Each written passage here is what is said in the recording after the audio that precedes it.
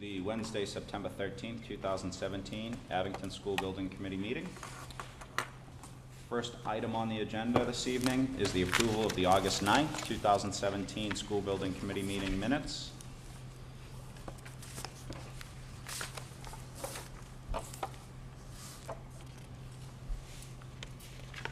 So moved. Do we have a second?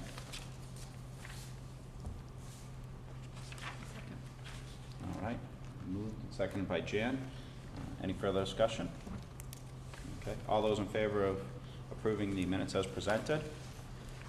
Aye. Opposed? Hearing none. All right, minutes are approved as presented. Next item on the agenda is a progress update on the construction. So, all good things to report. We did open school as scheduled. We had our bus loop connected through an entry drive on Glenoaks Way on time the day the kids arrived at school, so that worked out well. The school department has done a terrific job with regard to assisting the public with the traffic around the building and movement and drop off and pick up for children. I know it's been a bit of a difficult transition for people based on the fact that our front parking lots are not completed yet. But we are working on getting those parking lots built, and we ask everyone to bear with us as we move forward toward that milestone. With regard to the building, we continue to have punch lists performed during off hours in the building. As some of you were in the building earlier today, you're noticing some of our directional signage inside the building is being installed this evening. We continue to work with Bright Builders and their flooring manufacturers and flooring company with regard to corrective actions that we're taking with regard to some of the flooring in the building. A lot of it's been accomplished through the punch list that's been performed, so the classrooms and academic wings are in really good shape.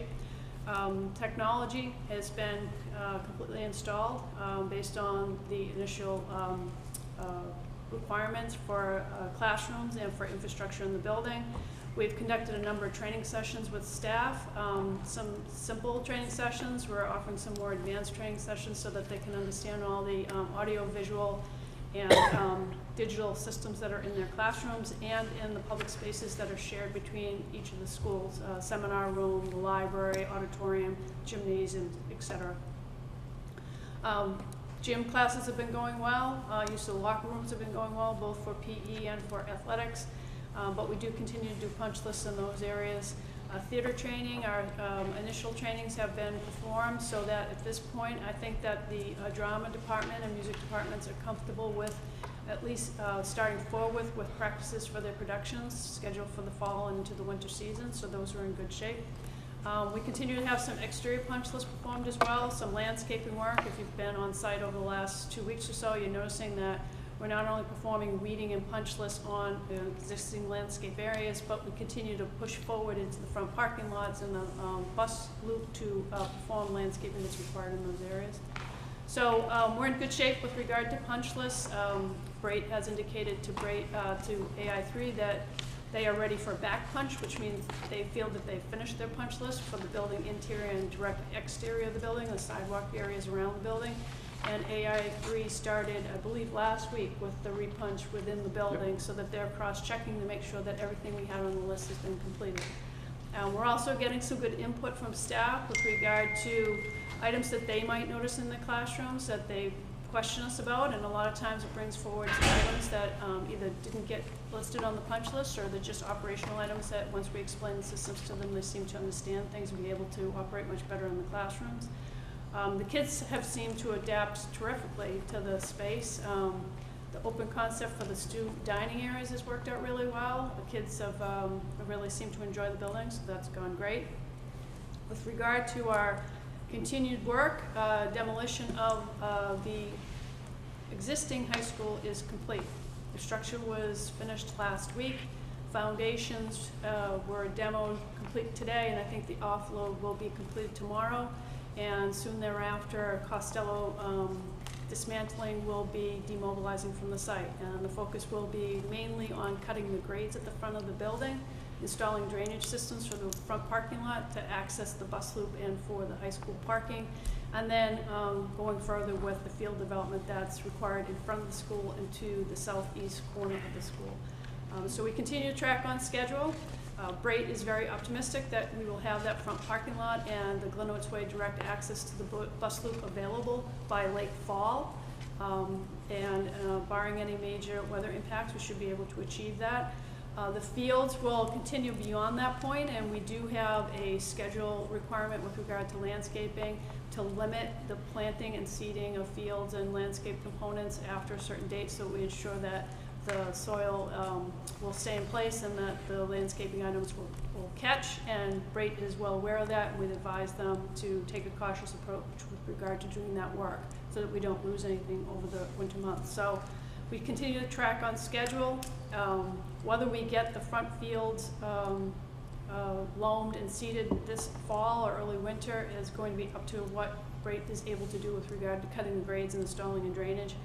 As a reminder, we do have a significant under-drain system in both of those fields out front and also an irrigation system. So at times you may think that the work is suddenly stopped out there, but it's just that we've now transitioned to either an under-drain system or then fill placement or then irrigation system and then finally topsoil. So that does take some time to get things accomplished. With regard to furniture, we're also in pretty good shape. Seems like the kids are enjoying the spaces and the furnitures that we've provided. I think that it's allowed for a very collaborative atmosphere in the classrooms. And over the last 2 weeks or so, as we expected, we've had some move-ins, how could we forget it, requests, and we're putting those requests together so that building committee can be updated on any additional furniture or equipment purchases that we require for the project. So at this point, we still continue to track on schedule. Very hopeful that we'll have the front parking lot, which will add a significant amount of parking spaces to the facility and some easier drop-off and pick-up roofs around the building by late fall. Mary, do we have a estimated number of spots that we'll gain out front? Yes, I think it's in 25 more. 125. 125, That's the exact. okay. I was going to say 100, so. Yeah, so that'll significantly improve the, You know, one thing I just would like to remind people is that the school department has established the school to be a one-way. So the very first entrance, or the east entrance, you'll come in there and you circle around the building and out the west entrance. So it's one-way traffic. Yep. I mean, it's amazing how many people from the school department have been out there making sure that everybody gets in safe and that the flow of traffic is as good as it can be. And every day we go further, we see improvements as people learn that. But if you're new to the high school, it is one way. absolutely. Great. All right. Any questions regarding the construction update? Okay. Next item on the agenda is a budget update. Yeah, so first on the agenda is an update on the change order log. And I apologize that somehow the log in the reproduction didn't print in its normal shading. So we have for the building committee's consideration tonight, change order number 15. Change order number 15 is in the amount of $76,128.79. It includes the bolded items in the reports, and most of these I think we've reviewed previously. It includes adding an emergency shower to acid tank room, which is a code requirement, installing drain and waste connections for the commercial washer dryer that's in the custodial area, adding card access to the TV studio exterior door and interior corridor door so that they have they can monitor who is entering and exiting the TV studio. PCO 105, which is adding some server racks for the MDF room based on equipment that was purchased through technology. GC 108, which is a pad and conduit for mounting the irrigation pump panel on the outside of the pump station. It wouldn't fit on the inside. 109 was the removal of some maintenance materials and chemicals in the old chemical storage area of the existing high school that was a hazardous waste removal that we needed to include to be able to abate the building. 110 is some additional soffit work that was required to enclose piping through the auditorium gym lobby. 111 is revisions to toilet room and locker room signage. This was a request by the Abington Public Schools to use more unified language throughout the facility with regard to designating toilet facilities. Added controller for the gym sound systems. So in the gym, we have a rack sound system in there, which allows you to make announcements, play music, and input any kind of like DVD device or MP3 player. We have a controller in there which allows you to control that sound system remotely. And we do have an A and B system. A is for the high school and B is for the middle school. But we only have one controller. So if the high school is doing one unit and using the PA for their system, a local sound system, the people in the middle school can't control theirs without going into the closet and leaving the classroom. So this is to add another of the Scroll Technology controllers for that sound system. We installed 5 additional bollards. Several were installed over at the exit from Riley Field because of the slope that's from that field to protect the building. And others were installed over at the lift station to protect that because there's parking right in front of the sanitary lift station. Technical assistance from our boiler installer for the state boiler inspection that's been requested by the Abington Public Schools. And then adding some additional data outlets for printers in pre-K office and the language lab, which were locations that we didn't previously have local printers available. So again, the total of that change order is $76,128.79. If I could get a motion from the committee. Move to approve. Second. All right, any further discussion on the change order? All right, hearing none, all those in favor? Aye. Opposed? Hearing none. Change order is approved. Another item that is included in the change order log, and I just received pricing for it Tuesday night, so it's not listed as a price here, but the irrigation company is starting to do their work, as you can tell by the pump controller that needed to be relocated outside the pump well house. And they have been working on the pump well system, getting it all connected, and as part of the value engineering that we did for the project, we looked to reuse the existing well pump. So there's 2 different pumping systems for the irrigation system. There's the pump that actually takes the water out of the ground and puts it in a big storage tank, and then there's a pump that actually pumps it into the irrigation system. Under the contract, we owned the tank and the pump to pump it out to the new irrigation system in the fields. Because of value engineering, we look to reuse the existing well pump that's in the pumping station that takes the water out of the ground and puts it in the tank. The irrigation company just notified us or gave us a heads up that, you know, the pump is pretty old. It's still running okay, but it's starting to show its years of use. And we checked with DPW, and John Stone reported that the pump is at least 15 years old because it was there before he started working for the town. And based on its age and condition, it would be his recommendation that we replace it. It is our irrigation company installer who recommends replacing it, as well as our irrigation system designer. And again, this was originally in the contract, but we took it out for value engineering to make sure that we came in on budget with the project. To add this well replacement will still allow us to stay on budget because we got such a great bid from Great, and we have been able to keep change orders on this project to a minimum. If it's acceptable to the committee, I have a proposal for that work of $15,909.68. That is not in the package because, again, I just got it Tuesday night. I reviewed the proposal with John Stone today, and he thought it was a fair price. Based on my experience with irrigation systems on other projects, I also believe it's a fair price, and I think it's something that we really should consider because installing these wells after the fact, the pumps get expensive, and if we do lose the well for a period of time, it's going to impact playability of your front grass fields. We are certainly in a position budget-wise that we can afford this additional expenditure, and it would be my recommendation that we pursue it. How big a pump, Mary? Gallons per minute, I don't know How, exactly. do you have the horsepower? Hold on, let me see if I have any proposals. Yes, it's a 5 horsepower, 36 RPM 460 gallon per minute pump. Okay, thank you. And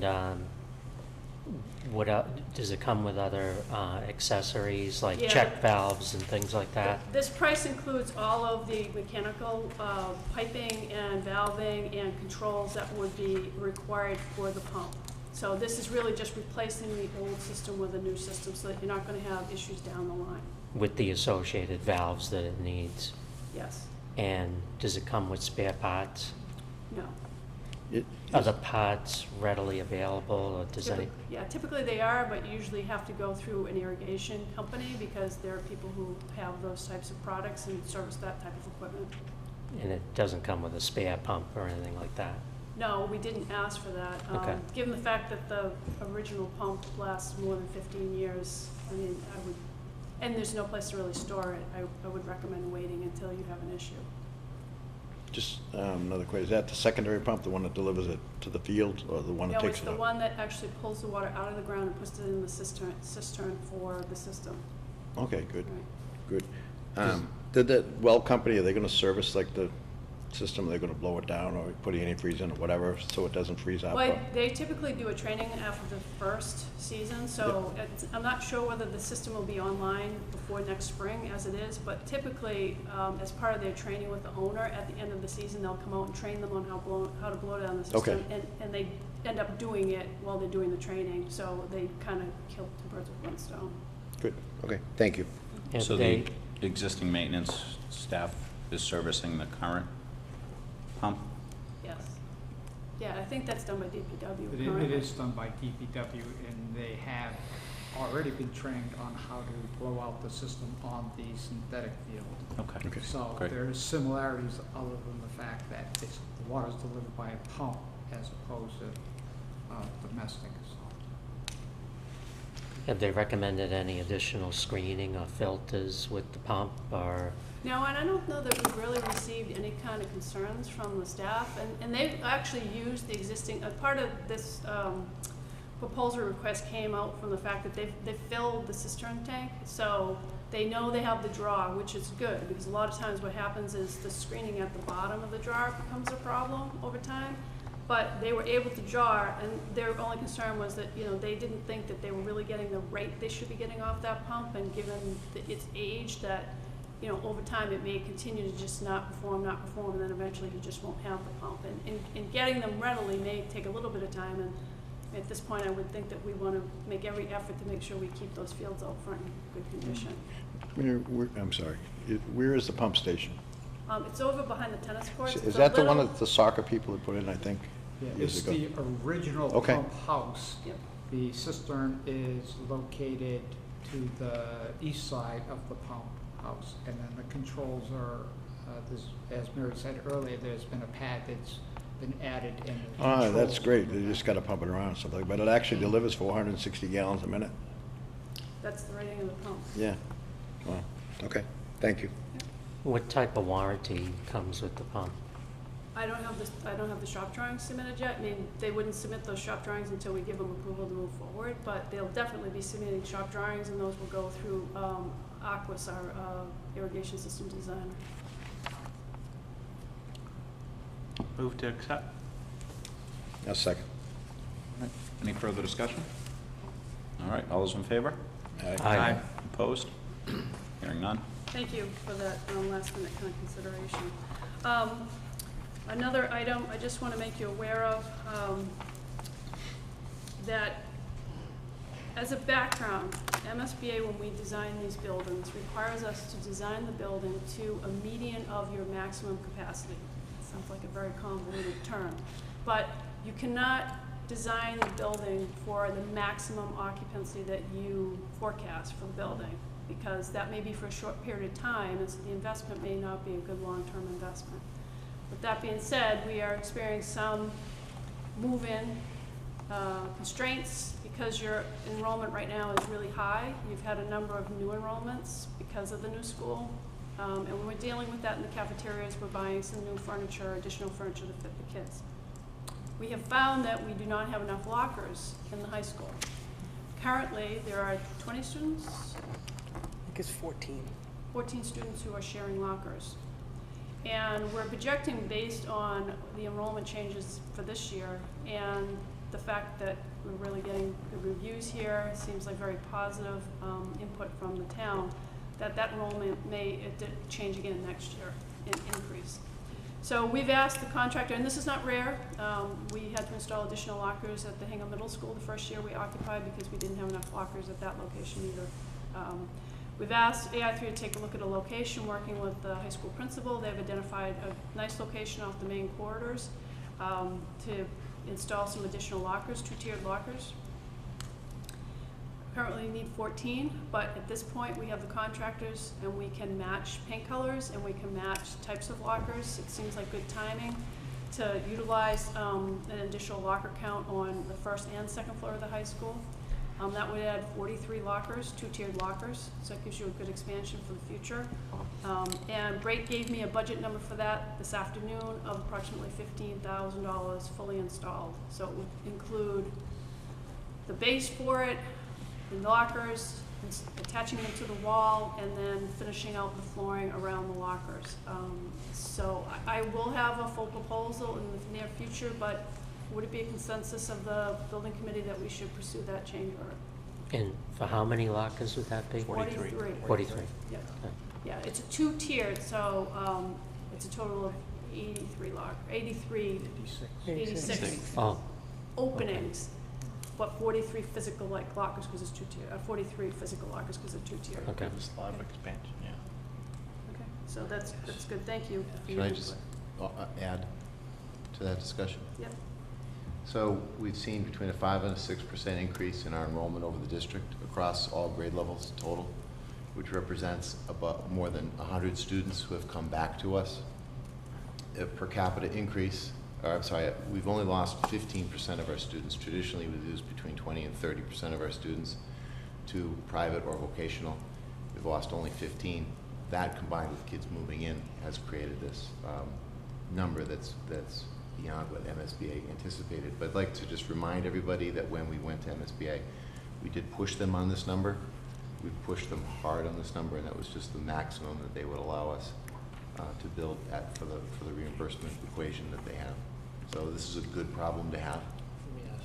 Yes. The kids coming back to the district from other districts brings money back to the district. Correct. So this is a very small concession to make to this school project. And And I it's think, in the budget. So. right, and I think by buying the quantity we're buying, it also would allow some flexibility for middle school growth, et cetera, because they can be relocated and they'll match well with what we have existing in the building. Difficult thing with so many finishes that you go 2 or 3 years out, you can never match colors. You know, green is never the same green. It's the same in your house. Right. Blue is never the same blue. So it'd be great to just get it in now. Would this change be MSBA funded, or would it be going under the contingency? Yeah, it more than likely would not be eligible because we're actually purchasing lockers for above what they call the enrollment count for this project. And anytime we look to either add square footage or components beyond the 11,005 students that we had as an enrollment, it's not reimbursable. Okay. So 11,005 was the, or 1,100. 1,100. Sorry, 1,100. That's all Sorry, right. yeah, 1,100. Was the original anticipated enrollment amount based on the MSBA calculations? What- Excluding pre-K. Excluding pre-K. What in fact is our enrollment in that? Well, I know today we had our first fire drill and we had 1,132. The number that I gave you is across the entire district. Right. We have seen the largest increases here. Minus 40 For pre-K. for pre-K, so 1,000. So Braid's gonna give you a specific price, am I correct? Yes, they are. Okay. We just talked about it in the last 2 meetings. They That's who didn't was have the price present, yet. We had to yeah. work Oh, out, some kids about to say. You're correct. we had to work out how they were going to attach lockers to the wall, and it was a request of myself that we not rip the wall apart to block it. We're just going to do some surface mounted blocking and those things, so it helps the price to come down and makes it easier for them to perform and work and not impact academics. So that's why I got it so late. Do we anticipate? Yeah, let me just confirm, explain that number. That's how many people we had, students we had present today, Okay, not the enrollment. okay. I think the enrollment is 1,150. I wouldn't know that. Yeah, I It's- have, and honestly, it could have, it changed. it changes today. every day, Okay. which is also impacting our busing. Yeah, so with that said, what, if any, additional implications could there be due to the additional enrollment? I mean, above and beyond lockers, is there So we've classroom at, space concerns? Is there furniture concerns? Is Yes, I there? was gonna address Yeah. that, Okay. after we get to change orders. So, thank you for that. We'll proceed, now, I'll have a formal, more formalized number at your next meeting, but at least you know where we are ballpark or as a budget number. The other item that's kind of an open item on the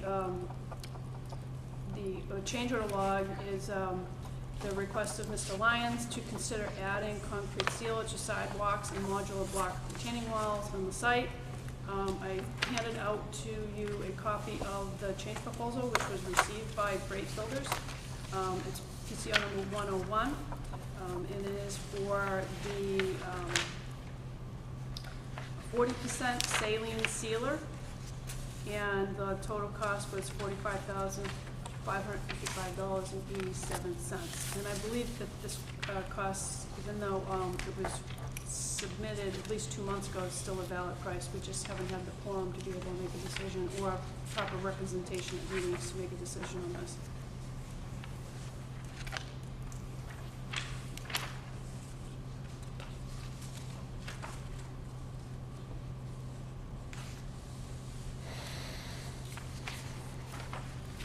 I know there was extensive discussion a couple meetings back, at least 2 meetings ago, around the sealer and the benefits of the sealer. Does anyone have any additional questions related to that?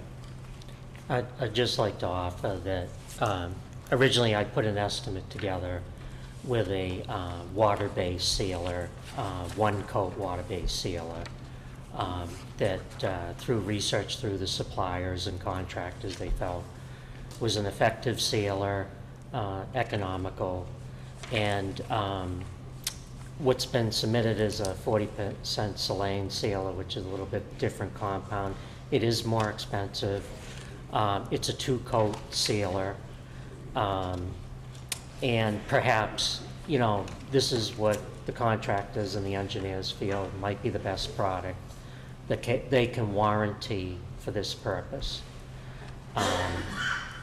And also, you know, given that between the time it was submitted and now that the school's open, you can see in the change order proposal that there's some overtime allotted for it, because possibly some of the work's going to have to be done off hours and overtime because the school is open. That also added costs based on the timing of things. So at $46,000, computing the current replacement cost for the sidewalks that are out there, that's about a third replacement cost of the sidewalks that are there. The compound that I submitted was at like 13%. So that might be a cost-effective percentage ratio, I guess. But if this is the best product that they feel is warrantable for the purpose and that they will stand behind, it's my opinion that based at the 1/3 replacement cost of using the product, it's probably could not be a cost-effective solution, and that possibly we should take that money and put it towards paving Glenowitz Way or some better purpose. I think I think the engineers, the contractors, and myself may respectfully technically disagree on the compounds and whatever to be used, but it really boils down to them and their responsibility and what they'll stand by. And this is what they've submitted. And just looking again at that percentage of the replacement cost, it just doesn't seem to be cost effective to do. And I think, you know, you'd probably just go for the normal life of the concrete and replace it when you need to replace it. And the monies could be expended and be used probably in a better manner somewhere else.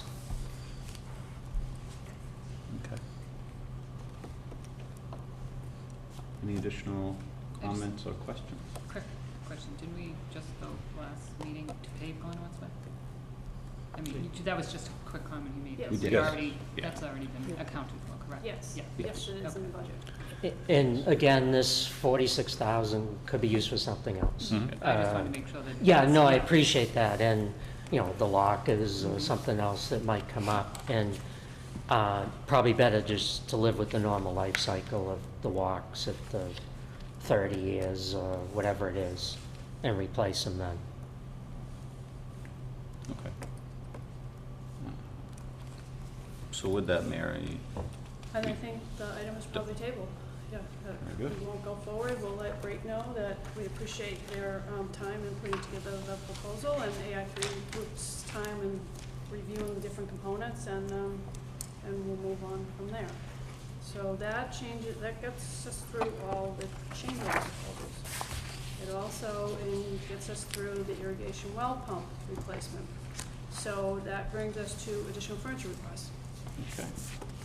So, as I mentioned earlier in the construction update, we are feeling a bit of a crunch with the enrollment that we have. Also with the fact, I think particularly in the high school cafeteria, but somewhat so in the middle school cafeteria, that because of MSBA's method for creating the enrollment here and the design criterion for us, that our areas in some of our furnishings, particularly in the cafeterias, are a little bit less than we need. The school department has done a great job putting some temporary tables and things out, and the kids seem to be adapting to it quite well, but it does impact cleaning operations, et cetera, and also the appearance of the building, that we're using temporary tables for student dining with the brand new building. So thus far, we have received requests for 10 additional science tables in the high school wing, due to, again, class sizes and enrollment needs. Additional tables and chairs for the high school student dining and middle school student dining.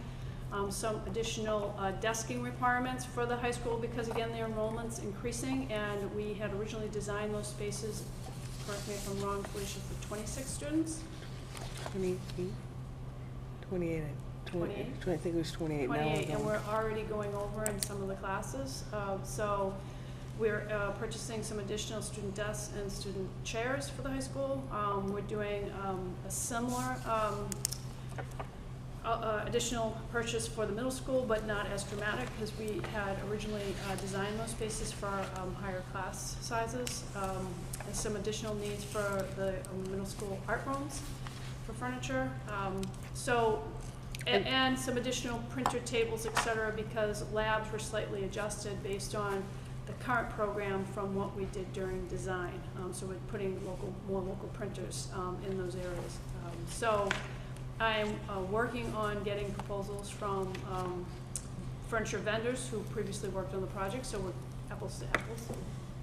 And I believe that we'll still be able to purchase that under the original allotment approved by the committee. Right now, we have a contingency available for furniture of approximately $80,000, and I'm very hopeful that the prices will come in at that point. But I want to at least make you aware that we were very successful in the bid. We came in under budget. That was a great thing. That's how we designed it, so that when we moved in September and we had these needs that were brought forward to us, we'd be able to address them, and I think we'll be able to. So I'll have an further update once we get our pricing in and we move forward with those purchases. But at this point, we'll make those purchases since we're still under the approval of the committee for furniture purchases. Can we, Peter Serino, I think, had to leave, right? Yes. I don't know if he's mentioned to you the need or desire for some folding chairs in the gymnasium, the padded seats that the teams and the scoring table and all that uses. Is he? Yes, not. Okay, I think maybe I'll urge him to reach out to you. That was another item that he wanted to see if the committee would consider. Yeah, and I failed to mention one of the items did come from PE and also just from KKC and Peter, is that the gym auditorium lobby is a great gathering spot for the kids after school, and also for summer rec programs, and we don't really have any furniture in that lobby, so we're looking into perhaps some benches or other things so that that's more of a space where the kids feel comfortable being together until they either get picked up or until their sports events happen or the theater event happens, they can do their homework out there. So we'll try to include that in this additional furniture picture as well. Photovoltaic, legal. Mary, can I service. just add on the class size issue? Not all classes, for example, in a science class need the additional seating, but if one section needs it, or one section in English, or one section on the middle school side is up above the 28 that are in there, so we're purchasing furniture for that highest, largest class based on scheduling. Just, if people are watching, say, my child has 22 students in the class, what are they talking about? There's other classes that are higher. Thank you very much for that. So photovoltaic legal services, the committee authorized an agreement with Robert Patterson for legal services associated with the photovoltaic procurement and contract. And that photovoltaics, for those at home, are the solar panels on the roof, which provide electric energy to the building based on solar energy. The procurement has been performed, and the town's legal, as well as Mr. Patterson, have been working with the low bidder, or most competitive bidder, on the agreement and also on the layout and schedule and components for it. And at this point, we're close to the finish line, I believe, Mr. Schaefer, and I believe that we're close to our limit on that authorization, and to close out the contract process, I believe an additional amendment will be required. So because we're working on what's called the SREC 2 extension, which is an extension of SREC 2, which is the cap in Massachusetts around solar energy, and that's full. But someone could drop off of that list where we'd be able to take advantage of that program. And we're also working with the Baker Administration SMART program, which will be the successor to SREX 2. So the contracting of the service has been a little more complicated than it was anticipated, because the contract has to be ready to serve both. Should one or the other be what we end up going into. So both the company that we would be working with, need certain assurances before they start to mobilize, and we need certain assurances before we allow them, before we're going to sign the contract. So appreciate that the town has been giving us access to Rick Holland. He's been counsel on this, and then this committee has been working with Patterson Associates, as Mary had outlined, and we are currently short $817.84 because of the additional contracting work that needed to be done, and there is still some left to do. They've been out, they've looked at the roof. They met with Jason in the fire department today, and Felicia was with them around the specifications and the conduit in the building. They do anticipate somewhere around a $40,000 a year annual benefit should we be able to successfully procure this. Hopefully they'll be able to sign in September. Hopefully they'll be able to get it mechanically ready by March. We'll start benefiting from it in April. And I would anticipate, without any unforeseen circumstances, a total additional approval of $2,500 should cover the additional contracting costs through Patterson Associates. So that'll cover the $817 plus the additional to get the contract done. So moved. Second. All right. Any additional discussion? All those in favor? Aye. Opposed? Hearing none. Okay, so we got through the sidewalks, here with our photovoltaic, Site fencing? site fencing. Do we have any presentation for the committee, Mr. Riley? Just briefly, before this meeting started, you saw we had a little subcommittee of sorts. Peter Serino, Kate Casey, and myself have been meeting, basically watching in kind of updating ourselves on how the fields that are being, the existing turf fields are being used and how people are getting on the fields, getting off the fields. And as you might recall, when we initially, the initial construction of the turf fields allowed for one passage gate over near where the concession stand would be, which would be in the southeast side. And then there was one large gate that you pull open as a vehicular gate on the northwest side near where the storage is. We quickly realized that when people were parking in the parking lot next to the turf field, they would go in the gate and then have to walk behind the lacrosse net during a game or a practice or a soccer net. It was a little dangerous, so we put in a second gate that allowed people to walk onto the fields between the fields. Now that school is open and the teams are coming out of the locker rooms from the side of the building, the only way they can get on the field is if they open up the sliding gate. And that's been a problem because we like to keep that locked, because if it remains unlocked, somebody could drive onto the field for one. So when we keep it locked, kids are jumping the fence. So the proposal was to put a 4-foot passage gate right across the street right across the driveway from where the middle school was. So that's what we were talking with Darren and the engineers. In the locker rooms. Yeah, across from the locker rooms. Sorry, what did I say? Middle school, they'd be going into the. Yes, on the high school side, on the locker room side. So that was one gate proposal. Then we also talked about adding some fencing height behind the soccer nets on the north side. As you know, if you kick it over the 8-foot tall soccer net, a lot of them continuing over the 10-foot fence and going into the woods near Barrier Road. So we're asking for a price on that to extend another 6 feet for the area behind the two goals, which should be about 80 feet long each. We want to see the pricing before we do that. If the pricing is too high, in our opinion, then we might put netting up instead.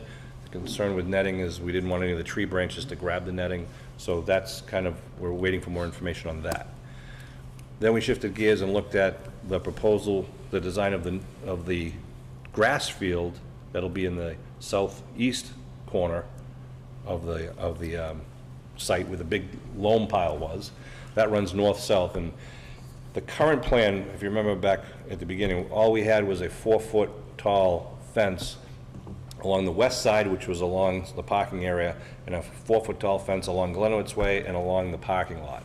And we stated our concerns back then, we'd have to revisit it. So we revisited it because we didn't want balls getting kicked into Glenowitz Way or into the parking lot. So the proposal right now, PAR is going to look at it and come up with some numbers of putting 10-foot tall fences on the ends of the field, leave the 4-foot fence along the school parking lot driveway access, and add a fence on the Lincoln Village sign where there was no fence currently. That would be a 6-foot tall fence. And then we talked about locating 1 or 2 extra gates so that you could get to the storage containers and bring equipment onto the field a little bit easier. So again, that's kind of a work in process, and we'll get some information back from PAR and AI3. That summary? Yep, another flagpole. Oh, yeah.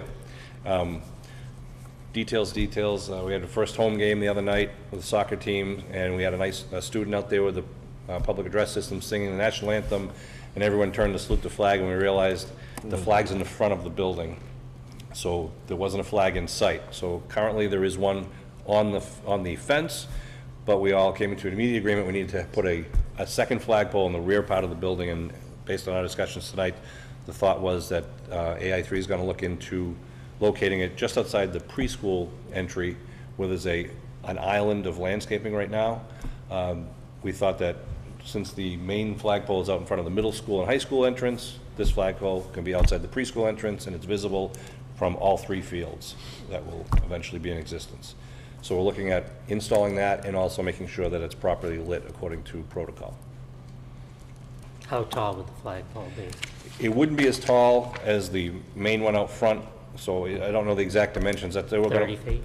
That's what we were talking about, the area of 30 feet. We wanted to kind of compare it to the height of the lamp posts that are in that area, and whether the light comes off the building or off of the lamp post. That's what they're all looking, what's going to work easiest. Is that an island that's in the traveled way, or is it? No, it's in the sidewalk. So frankly, removing part of that landscape island would lower the maintenance issues in that area. That island's surrounded pretty much by concrete sidewalk, and if you remember the. Pre-K entryway. Yeah, Right. the lettering, the ABC, the letter blocks are in, it's kind of a nice little entrance. The one consideration is that the flagpole footings can be significant Yeah. because of the wind. So you'll need sufficient area to put that footing in.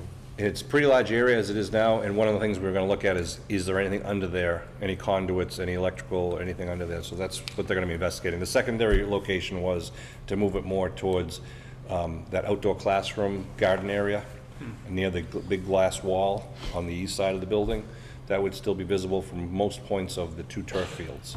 You might want to look at whether there's any recorded ledge there, because that could be an impediment to put the footing in. That should have been in that meeting with us, that's right. Yeah. Yeah. The other thing on the 4-foot gate, Yeah. you were saying, is that wide enough? Just Should for- it be 5 feet or something? Just for pedestrians, for kids pedestrians to get in and out of. That's what the other 2 gates are 4 foot, and they work fine. And that's enough passage for teams to go in and everything? Yeah, yeah, And the extension on the fence, yeah. is that an extension of the existing fence? I talked to one fencing contractor a number of weeks ago, and his proposal would be to use the existing poles. They're 4-inch or 6-inch, 4-inch poles. He was talking about the 6-foot extension wouldn't have to be a heavy-duty grade. He was gonna use it as a sleeve for the extended fence posts and go 6 feet up.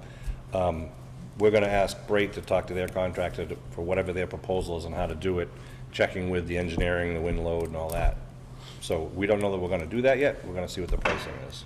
So we don't know the configuration of it yet or anything? Right. Okay. It's just, we'd like to get, Norwell, while we were in the meetings, Pete Serino had texted the Norwell athletic director, and they have a 10-foot fence with a 6-foot net. So they have the 16-foot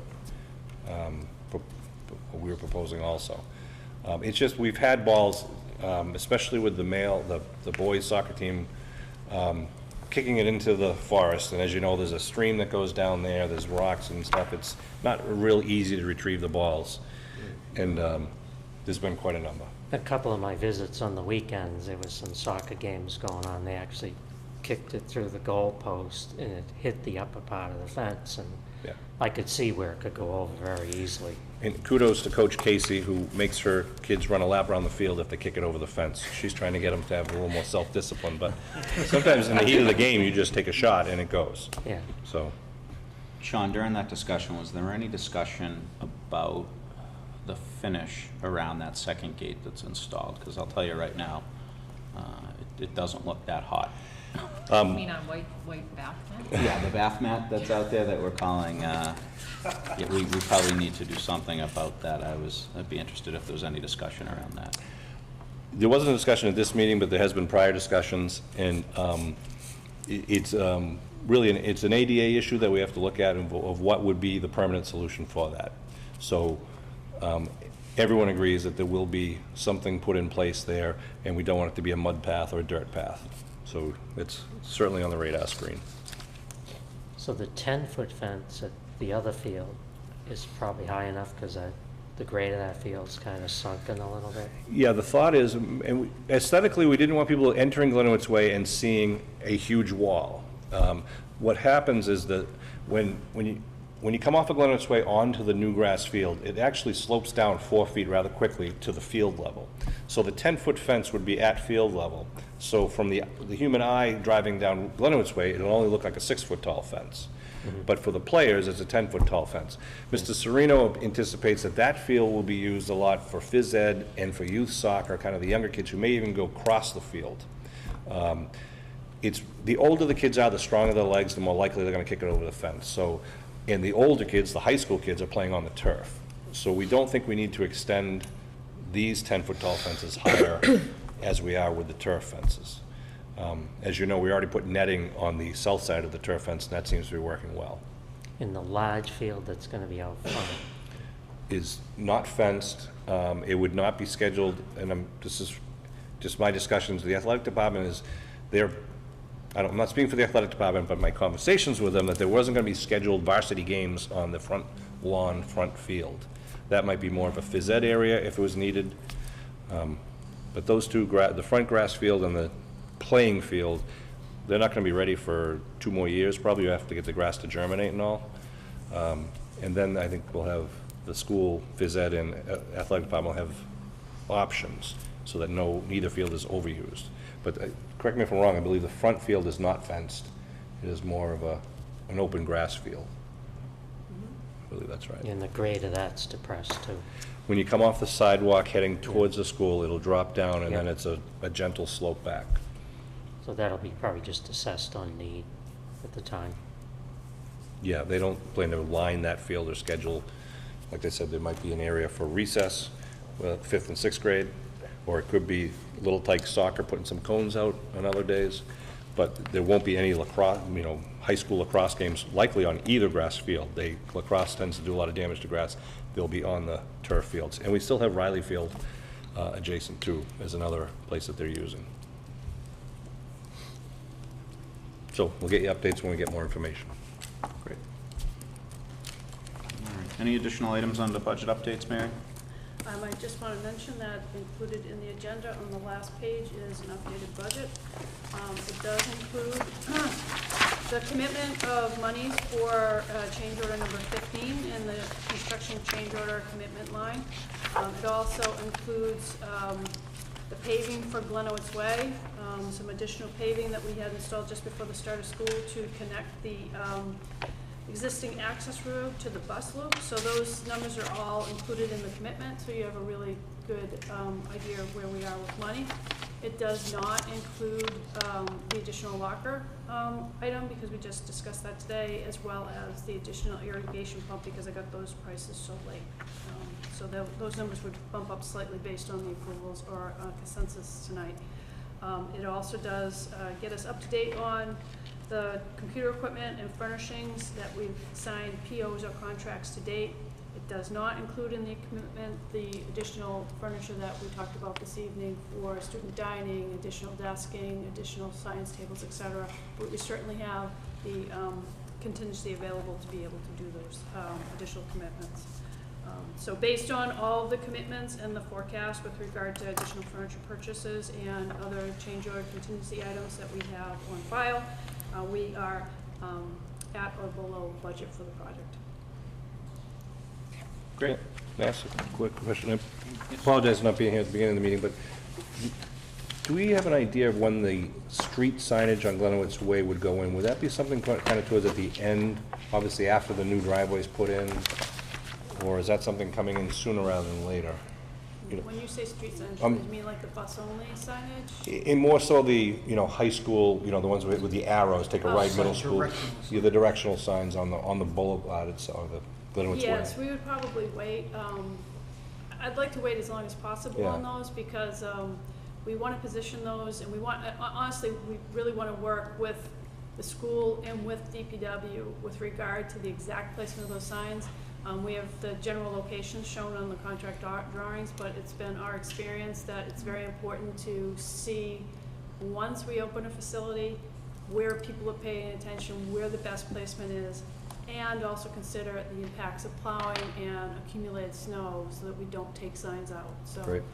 Once we get the front parking lot out front done, then we'll start looking at those directional signage so people can go around. And we've tried as much as possible with the signage we've done here to try to make it as clear as possible and not change things before we're ready for that change. So we don't want to confuse people with signage that is not applicable to the movement around the building as it is presently. Do we feel that the one-way traffic flow right now will be the permanent traffic flow? I don't believe that we're ready to answer that question, to be quite honest with you. It's the only option right now because it gives us the space we need to queue the middle school traffic, and Felicia's been the mastermind behind getting people in and out of here. So she gets the credit for that. I think we need to look at the conditions once we get our 121 spots from the high school. If people have better sightlines on Glenowitz, people will start using the Glenowitz parking more often because they'll have better sightlines to the building. Yeah. So that certainly impacts the permanent placement of the directional signs. I like staying with the plan that we had because I have faith in the traffic people that put it together, but I think, similar to what Mary said, you want to see it first and then make the final decision on that. Yeah, right now, the high school entrance is one way. We don't have the option. When the new one gets in, we have the option. But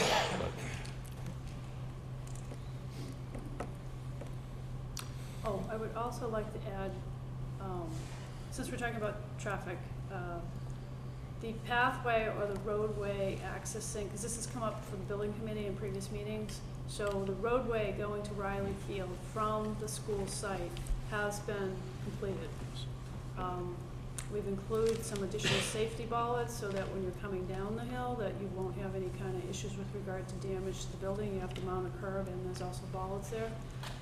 We did receive a report from both the fire department and from DPW today that they are comfortable with the construction as it has been installed, and they feel that they can gain access to that facility and egress based on the road configuration as it was constructed. So I know that's come up a number of times. John Nuttall was very clear that he was completely comfortable with the road the way we've constructed, and John Stone was the same, saying it's worked out great. great. Both departments have run their vehicles and service trucks and ambulance and fire truck, everything has actually been up there. So they couldn't be happier, I don't think. Great. I just got a text from actually a committee person who's not here, asking if the contractors have noticed the concrete berm, curb along the turf fence. Asphalt berm, we talked about. Yes, the it asphalt, today. yeah. It's the asphalt berm. Yes. John Nuttall was kind enough to bring it to our attention as a parent watching his son on the field, and Bright's looking into it. They also noticed it as well, so they're looking into why that's happening. It shouldn't be happening. They had plenty of time to set, so. It's parents standing on it. I actually saw it happen, the first one, and, but now there's 6 of them in this photo, so. Yeah, Bright's aware of it, they're looking into it, and Thanks. they were somewhat aware of it. They're following up with the paving company. Super. Good. All right, if there's no further budget updates, moving on to the ribbon cutting ceremony, scheduled for this Saturday, September 16th at 2 p.m. Let me check my calendar, I think it is. Oh yeah, it is. It'll be a beautiful day. It's real, it's here. So first of all, I'd like to give Sean and the administration a lot of credit because they've put a lot of work into ensuring that this ceremony go off without a hitch and that the building is displayed in the best possible light to really showcase the functionality and the benefits to the students that they receive from coming to the building. So a lot of thought, a lot of time and effort has gone into it to ensure that when the community does come to see this asset, that they truly understand the benefit that it can provide. So I thank you guys, thank everyone for that. Can we just ask, is anyone in the building committee who's coming, and I hope they'll all come, in fact, I want to make sure, Dave Drew couldn't be here tonight, I don't know, his wife called me, he took a spill yesterday, hit his head, so he couldn't make it tonight, he's hoping to be okay to come on Saturday, so hopefully good, Dave. For those of you who are coming, we're asking the building committee and volunteers, some of the students are going to be coming, to park in the rear of the gym or over near the tennis courts so that we can keep the other parking areas open for some of our older residents who might want to attend. The ceremony itself is going to be right out in the front walkway at the big A on the sidewalk. We're trying to keep the speaking ceremony to less than half an hour because everyone wants to see the building and not listen to us, no offense. And people will be given maps and descriptions of the different rooms that will be open and available, and they'll be able to walk around, and those about a dozen or 15 rooms will have a host of some sort, whether it's students, teachers, someone in these rooms to show them the different, what it does. Like Steve Shannon will be in the auditorium, and Mr. Serino will be in the gymnasium, and there'll be others throughout the building. So people can kind of set their own tempo and visit what they want to visit. Anything else? I think we're good. You set it up. It's going to be great weather. It's going to be a great day. Perfect weather. I would Dress, add that. dress, you may want to wear something, I'm not telling you about how to dress, but you will get, we will try to get a picture of everybody at that event, just heads up. State Senator will be there, and MSBA will be So it's there. just gonna, Jack McCarthy is coming and plans to make a speech, so, kind of nice to have them involved in the entire ceremony. He can speak as long as he wants. You can if you want, just say I warned you. Yes, it's a school building committee. So immediately after the speaking part, we're going to have the official photos. And then if any members of the building committee, hopefully you can all stay around, if you can just kind of be in the hallways answering questions, helping with directions, getting people to learn their way, because for a lot of people it's the first time. And one other thing I wanted to spread the word is I've heard from some parents who have said, oh, I've already been in the building, I was there for my kid's open house. I said, but you really only saw the classroom and maybe half the building.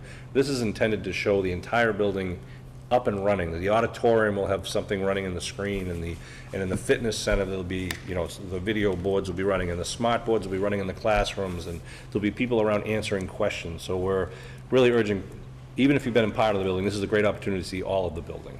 Whether you have kids in here or not, if you live in Abington or not, this is your great opportunity. 2 o'clock Saturday. Great.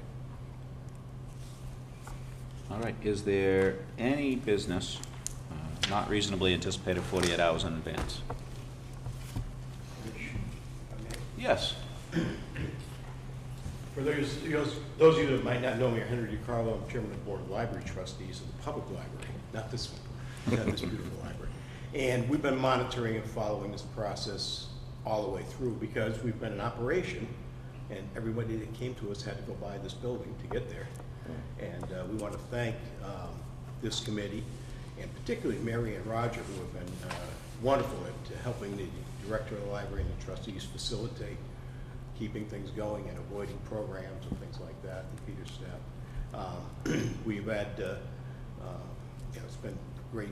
We've started to update our landscaping. We have to pass that on to Mr. Buckley to try and keep up with the look of this building.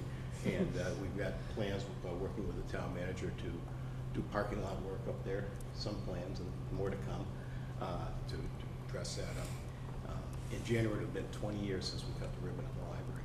Wow. Yeah, The new library. The new library, yes. Well, some people in town still refer to the one on Randolph Street as the new library, but that's another story. But we want to thank the committee and thank particularly your managers that have worked with us on this project. We had a first request for a class to come up this week, walk over, which has been great. So things are going well, and the library director wanted me to pass that on to you. That's great. We appreciate the feedback. Can I just also publicly thank Henry for his collaboration with the cable studio work? Oh yes, change hats. Yeah. Yeah. You've been wonderful to work with. So has Bill, so has Justin. Thank you. Thank you, everybody. I wanted to say the same thing. You guys, for people who don't know at home, the cable studio is moving from Highland Road into the new school, and it's going to be both for the school use and public use. Shared space. And we're going to try to have it open during the open house on Saturday. It's all upgraded. It's really, that's going to be exciting to see the kids get into that and what they'll be able to do. And it's interesting because just from putting the sign up on the door, we've already had 2 people requesting coming in and doing public access recording and putting shows up because they saw the sign and said, oh, can we get involved? So just being in the right place at the right time. That's great. If I could add, it's very nice of you, Henry, to say these, and it's been great working with the library staff, but I can't say what a dramatic impact the use of the library parking facilities in Town Hall was for this project. We had, Roger and I were the parking police for many, many early mornings at 5:30 and 6 o'clock, but having those spaces up there, it was just crucial. And the library staff particularly, they were very good about letting us know when we had people parking in illegal spaces, which people do when they run out of spaces at 5:30 in the morning.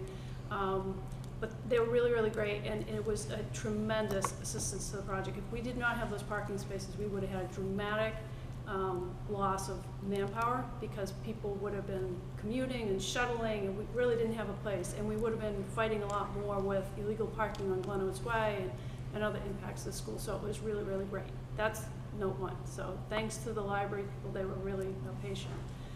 Secondly, we talked here about the TV studio. I would also like to just say that that Abington Cable Access has made a significant investment in this TV studio. We basically built a shell, and we built the routing to be able to get that studio in, but they're doing the rest. They're doing the lighting, they're doing the production, they're doing the control console, they're doing the rack systems.